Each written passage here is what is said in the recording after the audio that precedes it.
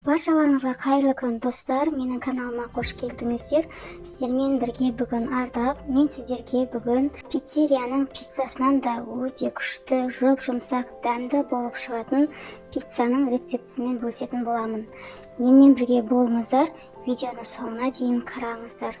Өте шынымен қамыры өте жұп-жұмсақ, дәмді болып шығады. Өте керемет рецепт, міндетті түрде жасап көріңіздер. Ол үшін бізге жылы су қажет, сұйық май және қаймақ, майонез қажет болады. Ең әуелі жылы суымызға аштығымыз бен қантымызды салып араластырамыз. Содан кейін барып, бетін майлықпен жауып 5-10 минутқа қоямыз. 10 минуттай уақыт өтті, міне біздің аштығымыз көтерілді. Енді осының үстіне сұйық майымызды құямыз.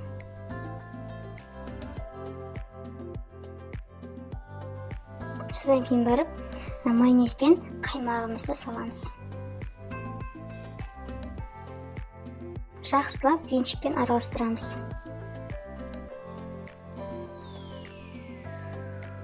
Әрі қарай үлкен ыдысымызға аштығымызды құйып аламыз.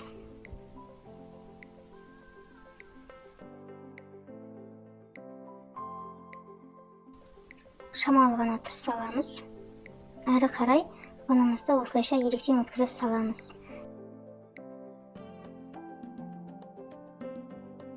Содан кейін жақсылап қамырымызды илейміз.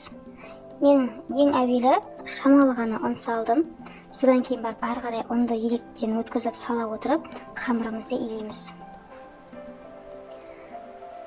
Өйткені бәрін бірден салып жіберсеңіздер, біздің қамырымыз мұндай әдемі болмайды. Сондықтан да біртіндеп електен өткізіп, осылайша қамырымызды илеп отырамыз. Келесі тағы да ұнды салып, тағы да қамырымды илеймін. Осылайша илесеңіздер, сіздердің қамырларыңыз әдемі болып шығады.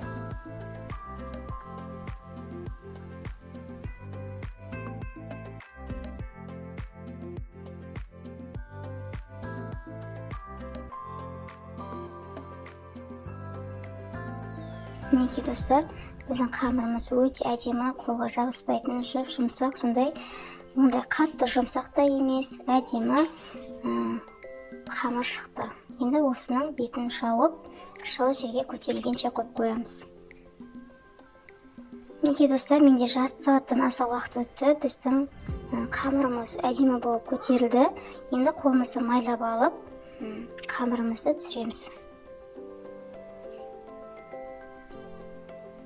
Мінекей көріп тұрғандарыңыздай, біздің қамырымыз сондай әдемі және жұп-жұмсақ болып көтерілген. Енді осыны 3 бөлікке өлшеп бөліп аламыз. Менде 290 граммнан шықты. 3 бөлікке бөліп алдым. Енді салмасын дайындаймыз. Қосатын салмасын алдын ала турап дайындап аламыз. Енді соус дайындаймыз. Ең әуелі ыдысымызға майонезімізді құйып аламыз. Оның үстіне 2 қасық қаймақ саламыз.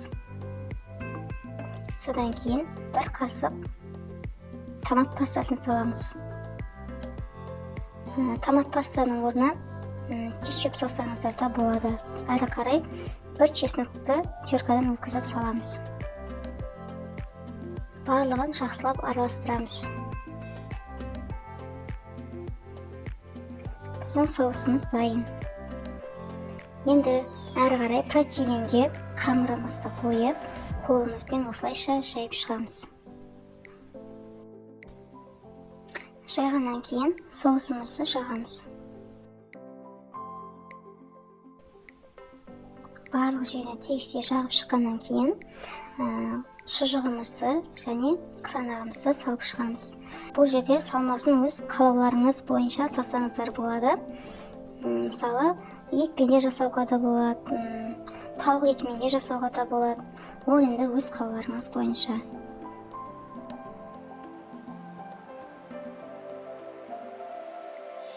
Енді осыны қызып тұрған пешке пісіріп аламыз.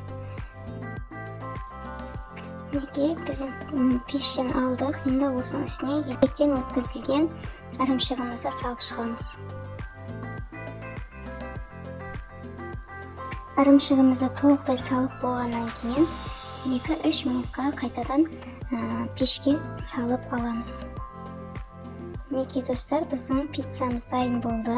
Қазір оны ыдысымызға арнайы пиццаны ыдысына салып аламыз.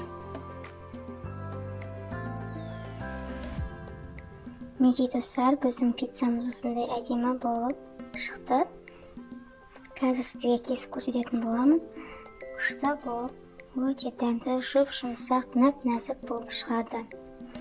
Пиццерияның пиццасынан да асып түседі десем де болады. Міндетті түрде жасап көріңіздер, сіздерге ұнайды деген ойдамын. Менің видео рецепттерім ұнап, көңілдеріңізден шығып жатса, менің каналыма тіркеліп, лайк басып, комментарий қалдыруды ұмытпаңыздар. Және де алдағы уақытта жақсы видео рецепттермен бөлісетін боламын. Сіздермен бірге болған ардақ, сау болыңыздар. Менімен бірге болғандарыңыз үшін рахмет.